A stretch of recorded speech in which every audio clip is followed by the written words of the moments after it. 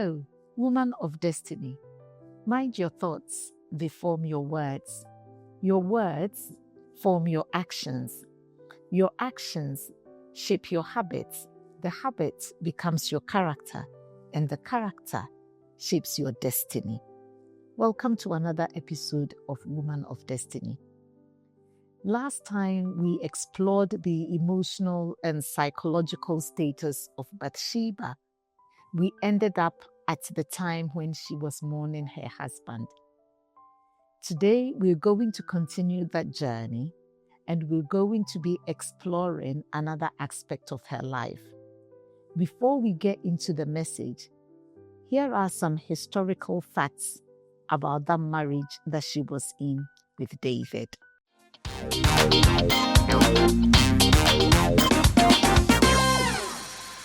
Bathsheba was possibly wife number 7 of David. If you read 2 Samuel 3, verse 2 to 5, it outlines the number of wives David had at the time, and we had 6. And then when we come into 2 Samuel chapter 1, verse 11, Bathsheba is introduced into the scene. So that creates the impression that she was wife number 7. We then get introduced to another wife. So all in all, the recorded wives of David was 8. The other thing about this marriage, which is a historical fact, is that King Solomon was not the only son of Bathsheba. She had 5 sons. The first one died, and then we know she had Solomon, who became the king. That's the popular one that everybody knows. The other sons, I'll give you their names. There's Nathan, which I've always felt that they probably named him after the prophet Nathan, given the relationship that they had with him. And then they also had Shobab, and they had Shammua, and then the son that died. You can find all of that out in 2 Samuel chapter 5, verse 14, and also in 1 Chronicles chapter 3, verse 5. You will find all the children that Bathsheba had. So now let's get into the message.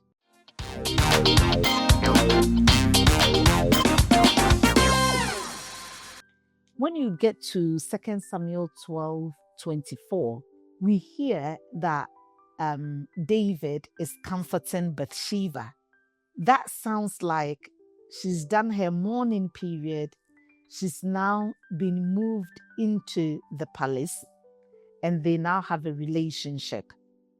Now, the reason why he was comforting her was because the child they had died. God wasn't pleased with how that child was conceived. He had sent the prophet Nathan to challenge David on it. And God has said that he will not let the son live. David did all he could, all the prayer and fasting, covering himself in ash, and everything that he could do, he did. But God still chose to not let the child live. I don't want us to get carried away, because I want us to focus on Bathsheba only. The reason why I'm picking up on this fact is that you can see there's been a change in her circumstance, but there has been no change in her emotional status. She's moved out of her old home. Uriah is dead. She now lives in David's house as his wife, and yet she was mourning. She was mourning the son that she had lost, and that is why David was comforting her. Now, this is key because as women, sometimes we go through situations, and some of our solutions we resort to is to make a change. So it's good to make a change of environment when situations don't go the way we want them to go. That's why we take a holiday break. You come back refreshed. But the honest truth also is that in environmental change does not necessarily assure an internal change. And that is why environmentally things had changed for Bathsheba. She was now queen, or queen to be, if you like, but she was still bleeding internally. So we will look further on how she dealt with that. The other thing that I also want us to acknowledge about Bathsheba, in her grief, it says that her husband comforted her, and then they made love, and then they had another child. That is absolutely key. The reason why that is key is because you grieve only for so long, and then you need to let go. And Bathsheba was good at recognizing that. Yes, I'm miserable. Yes, I've had a good few years of turmoil and gossip and everything. However, it's time to let go. So she was willing to let go. She's buried her child. She's buried her husband. She's moved on and was looking to a new horizon, and therefore was ready to have another child. We cannot afford to hold on to circumstances forever. We can only grieve for so long, and we can only hold on to negativity for so long. Acknowledge it, grieve, shed some tears, cry, do whatever you need to do, but don't let that be a permanent state where you will always be there. You will need to move on. That's how life gets better for us. The other thing also about this situation is in 2 Samuel 12:24. It says that she puts the past behind her. And I love that. You know what? Paul says that I put the past, I forget the old things, and I press on into the new things. You look ahead to life. Put every old thing behind you. And actually, one of my favorite scriptures of all times, and I'm actually going to read it, so I say you hear it. Isaiah 43:18-19. God says that, forget the former things. Do not dwell on them. Behold, I do a new thing. Christ is doing a new thing in your life. You may have had so many challenges, and you may have been through so much, but hear the word of the Lord. Behold, I do a new thing. Woman of destiny. Mary, behold, I do a new thing. Grace, behold, I do a new thing. Sharon, behold, I do a new thing. God is doing a new thing in your life. Put your name there and say, behold, God is doing a new thing in my life. That is the way we change the situations that we are in. We embrace the new things and we put the past behind us. Now, how did Bathsheba manage to let go of the past? How did she manage to get out of the negative cycle, the emotional turmoil? She dwelled on the word of the Lord, the word that God had given her, the word that God had spoken in her life. She held on to that word and said that this is my time, this is my destiny, and I'm going forward. The other thing about Bathsheba's marriage is the polygamous situation that she found herself in. Now, polygamy works in some countries and it's accepted. But for most of us modern day women, that's not the way we roll. Most women will want to have their own man and not have to share with any woman. In that rivalry comes a lot of competition. How do I know there was competition? Let's look at some of the women that were in David's life. There was Abigail. Abigail was a really smart, intelligent woman. She saved Nabal from David's anger, and that was how come David met her, and David fell in love with her. So the minute David found out that Nabal had died, he sent for Abigail and he married her because he had come across a woman that could speak to the king in him. Because what Abigail did was that she knelt, she went on her knees, and she begged David and said that, my husband is stupid. Listen to his name. Don't let God judge you because of a stupid man. Don't kill. Don't get blood on your hands because somebody is playing stupid. You're king. And David wasn't king yet. But she was a smart woman. She was speaking to the king in David. Now, the focus is on Bathsheba, but I'm trying to let you see how competitive the situation was. There was Micah, or Micah, whichever way you want to. Michal, actually, no, it's Michal, Saul's daughter. Now, in my view, given that Saul was king before David, he would have been so wealthy, there would have been so much money and a lot of things that were readily available to Michal. Why am I saying that? Abigail had competition with probably the most beautiful, the most well-educated woman in the land of her time. And she had gone to join this women of class, of wealth, of competition, of ideas. So she needed to manage herself very well.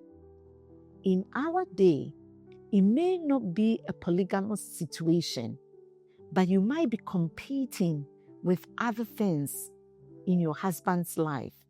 You could be competing with his job. You think he gives his job too much attention. You could be competing with his family. Maybe he had children before he met you. You could be competing with those children. It's important you do it with wisdom. You allow God to lead you. And this is why I love Bathsheba, because she was able to navigate within all these precarious situations.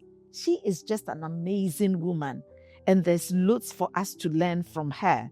One of the things that I believed helped Bathsheba in this marriage, amidst all of that rivalry and competition, is her ability to keep a secret. Why do I say that? David had promised her that their son Solomon would be king. She never told anybody.